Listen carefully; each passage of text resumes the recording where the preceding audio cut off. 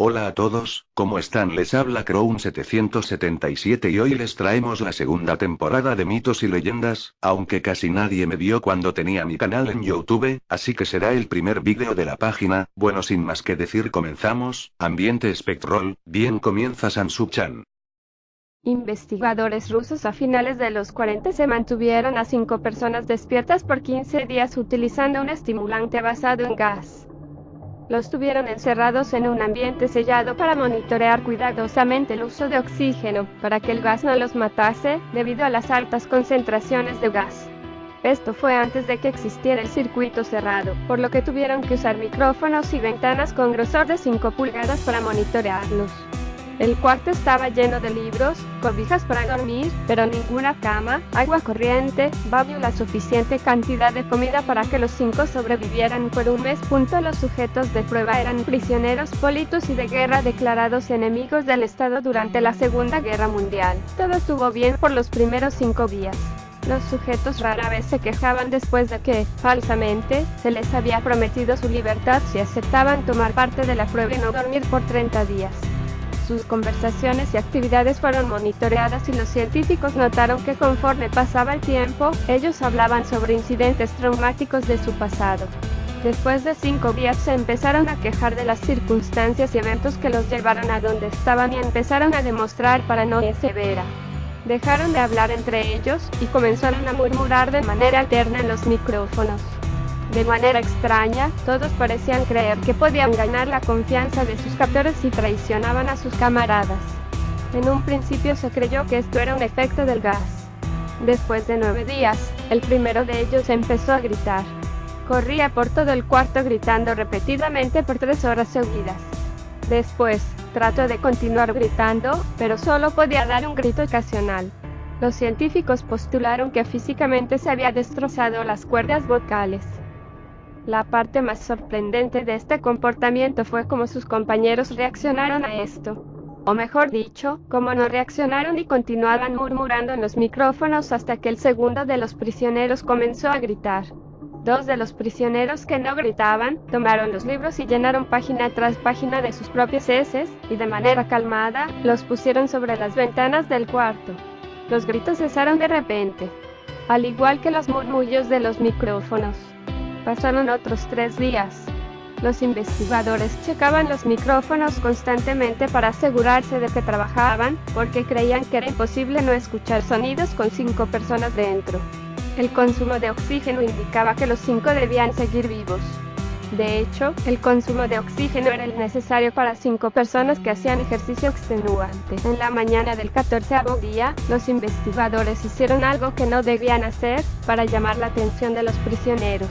Utilizaron el intercom dentro del cuarto, esperando a provocar respuestas de los prisioneros, pues temían que estuviesen muertos, o en estado vegetal. Anunciaron: abriremos el cuarto para probar los micrófonos. Aléjense de las puertas y acuéstense con las manos atrás en el piso, les disparamos. Se le otorgará la libertad a uno de ustedes si obedece. Para su sorpresa, escucharon solo una frase, con voz calmada: no queremos ser liberados. Hubo gran debate entre los investigadores y fuerzas militares que financiaban el proyecto. Sin poder provocar más respuestas utilizando el intercom, finalmente se decidió abrir el cuarto a la medianoche del día número 15. Se limpió el gas del cuarto, y se llenó de aire fresco. Inmediatamente, voces de los micrófonos empezaron a objetar. 3 voces diferentes rogaban por la vida de sus seres queridos, que encendieran el gas nuevamente. Se abrió el cuarto para sacar a los prisioneros. Gritaron más fuerte que nunca, al igual que los soldados, cuando vieron lo que había dentro. 4 de los sujetos seguían vivos. Las raciones de los pasados 5 días no habían sido tocadas.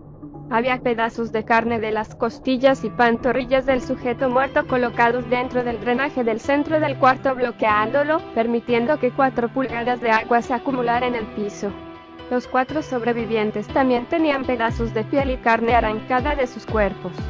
La destrucción de tejidos y la exposición de huesos en la punta de sus dedos indicaba que las heridas fueron infligidas por las manos, y no, yo te diré cuándo, con los dientes, como era de suponerse.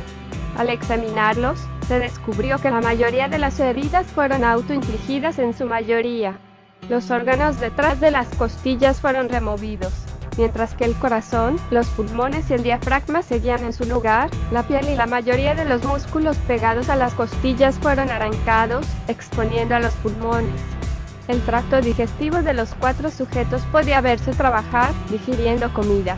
Rápidamente se hizo aparente estaban digiriendo su propia carne, y que ellos se arrancaron y se la comieron en el transcurso de los días. La mayoría de los soldados eran fuerzas especiales rusas en las instalaciones, pero aún Axial, muchos se negaron a regresar al cuarto para sacar a los prisioneros. Estos, sin embargo, insistían a gritos que los dejaran dentro y de manera alterna rogaron y demandaron que se encendiera el gas nuevamente, para evitar quedarse dormidos. Para sorpresa de todos, los sujetos pusieron una resistencia feroz durante la extracción. Un soldado ruso falleció cuando un sujeto le mordió el cuello, otro fue gravemente herido cuando otro de los prisioneros le mordió la arteria femoral y los testículos. Otros 5 soldados perdieron la vida, si cuentas a aquellos que se quitaron la vida en las semanas consecuentes al incidente. Durante la lucha, uno de los prisioneros dañó su vaso, sangrando de manera casi inmediata. Se intentó sedar al sujeto, pero fue imposible. Se le inyectó más de 10 veces de la dosis humana de morfina, y aún Axial luchó como un animal rodeado, rompiendo las costillas y un brazo de un doctor. Se veía latir su corazón al máximo por 2 minutos completos, mientras se desangraba, y continuó gritando por más de 3 minutos, atacando a quien se le acercara, repitiendo la palabra más una y otra vez, cada vez más débil, hasta que cayó en silencio. Los otros 3 sobrevivientes fueron inmovilizados fuertemente y llevados hacia instalaciones médicas. 2 de ellos, con cuerdas vocales intactas, demandaban continuamente más gas para permanecer despiertos. El más herido de los 3 fue llevado al único cuarto de cirugía que había en las instalaciones. En el proceso de su preparación para colocar nuevamente sus órganos en su lugar, se notó que el sujeto era totalmente inmune a los sedantes. Peleó furiosamente cuando el gas anestésico se le estaba colocando. Se necesitó un poco más de anestesia de la normal para sedarlo, pero al momento que sus ojos se cerraron, su corazón se detuvo. En la autopsia, se encontró que en su sangre había 3 veces la cantidad. Se cerraron, su corazón se detuvo. En la autopsia, se encontró que en su sangre había 3 veces la cantidad normal de oxígeno. También se rompió 9 huesos en la lucha para no ser controlado. El segundo sobreviviente era el que primero gritó del grupo. Con sus cuerdas vocales destruidas, él no pudo objetar la cirugía, y solo reaccionaba agitando violentamente la cabeza en desacuerdo cuando se le administraba el gas anestésico.